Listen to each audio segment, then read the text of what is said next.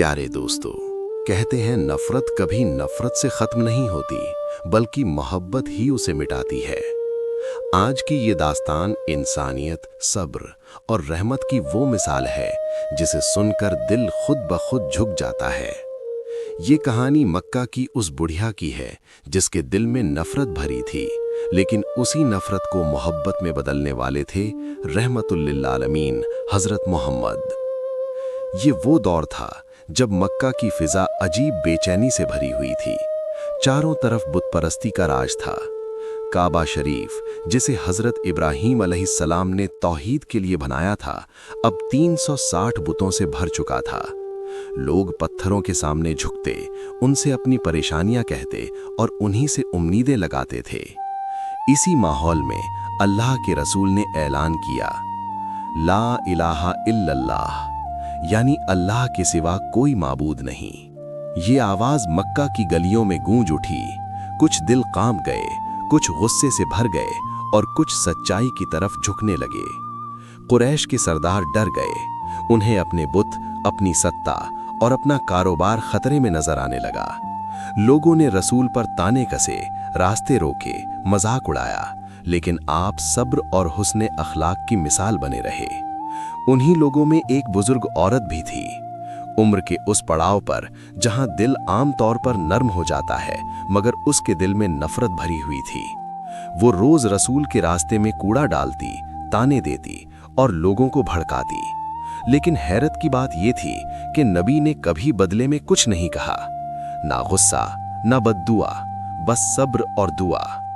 वो बुढ़िया समझती थी कि वो नबी को तकलीफ दे रही है, लेकिन हकीकत में रसूल का अखलाक और निखर रहा था। दिन बीतते गए, मक्का में लोग इस्लाम कबूल करने लगे। ये देखकर बुढ़िया और बेचैन हो गई।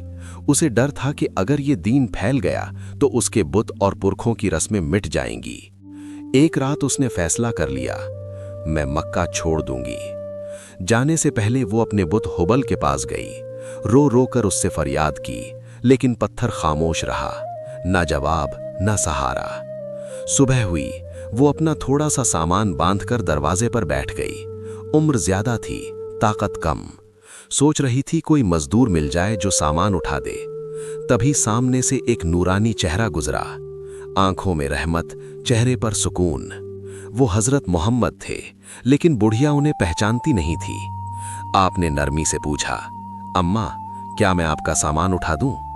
बुढ़िया हैरान रह गई। उसने सोचा कितना शरीफ मजदूर है। उसने हामी भर दी। रसूल ने बिना किसी झिझक के उसका बोझ उठाया और चल पड़े। रास्ते भर बुढ़िया बोलती रही, वो रसूल के खिलाफ जहर उगलती रही। मक्का में एक मोहम्मद है, जादूगर है, लोगों को बहकाता है। और रसूल खामोशी से सुनते रहे, न टोका, न रोका, न बुरा माना। लंबा सफर था, धूप तेज थी, मगर रसूल ने ना थकान जताई, ना बोझ उतारा। आखिर बुढ़िया से रहा न गया। उसने पूछा, बेटा, तुम कौन हो? रसूल रुक गए, मुस्कुराए और फरमाया, अम्मा, मैं वही हूं, मोहम्मद, अल्लाह का रसूल। ये सुनते ही बुढ़िया कांप गई, हाथ से गठरी गिर गई, आंखों से आंसू बहने लगे। तुम ही मोहम्मद हो और मैं तुम्हें गालियां देती रही। वो रो पड़ी, उसका दिल टूट गया। मैं अंधी थी, मैंने सच्चाई को नहीं पहचाना। उसने कांपती आवाज में कहा, अगर यही तुम्हारा अखलाक है तो तुम्हारा दीन ही सच्चा है। उसने वहीं ईमान कबूल कर लिया। रसूल ने उसे तसल्ली दी, कोई इल्जाम नहीं, कोई शिकवा नहीं, बस रहमत। बुढ़िया मक्का लौटी, लेकिन अब उसका दिल बदल चुका था। जो औरत कल तक नफरत फैलाती थी, आज मोहब्बत का पैगाम देने लगी। वो कहती थी, मैंने मोहम्मद को देखा है, वो झूठे नहीं हो सकते। और इस तरह नफरत मोहब्बत में बदल गई।